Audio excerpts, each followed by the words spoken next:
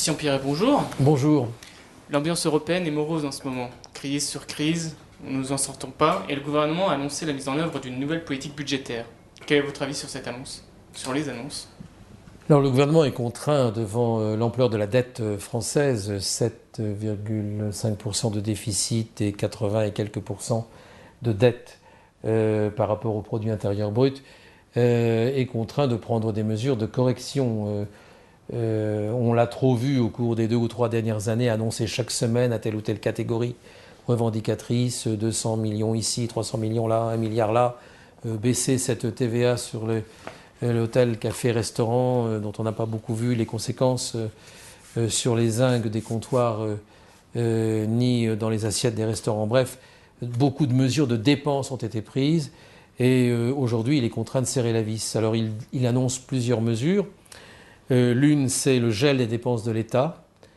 Ça va être très très dur à supporter parce que l'État ne jette pas l'argent par les fenêtres à n'importe qui, n'importe comment.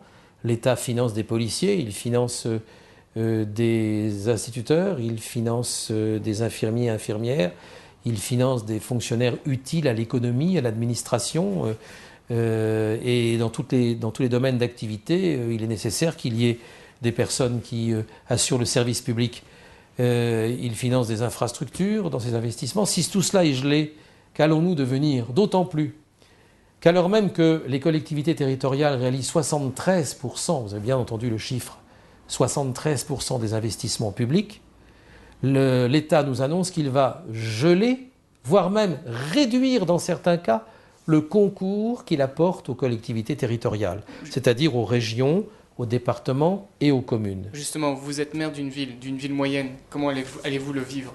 Eh bien, nous allons mal le vivre, car dès l'année prochaine, la compensation qu'on nous avait accordée cette année 2010 de la suppression de la taxe professionnelle, la compensation par l'État ne va pas couvrir, va être inférieure à la perte de recettes que notre ville va enregistrer. Et donc, mécaniquement, il va y avoir un report de l'imposition qui pesait sur les entreprises vers l'imposition qui va peser sur les ménages. Toutes les villes dans notre situation, et l'immense majorité des villes va être perdante à la réforme, et notamment les villes moyennes, va être perdante à la réforme de la taxe professionnelle. L'immense majorité des villes va faire comme nous. Elle va être obligée de couper dans les dépenses qui pourtant étaient utiles, soit des dépenses d'infrastructures de services publics, transport, enseignement au sens large du terme, urbanisme, tourisme, aménagement de l'espace, etc., etc. Et elle va être obligée de couper dans un certain nombre de dépenses de services publics qu'elle effectuait jusqu'à présent.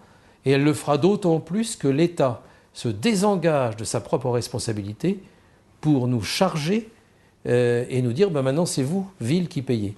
Alors il faut savoir que les Déodaciennes et les Déodaciens vont avoir à subir les conséquences de la politique budgétaire qui vient d'être annoncée par le gouvernement et qu'il n'y aura pas beaucoup d'échappatoire. Nous ferons le mieux que nous pouvons.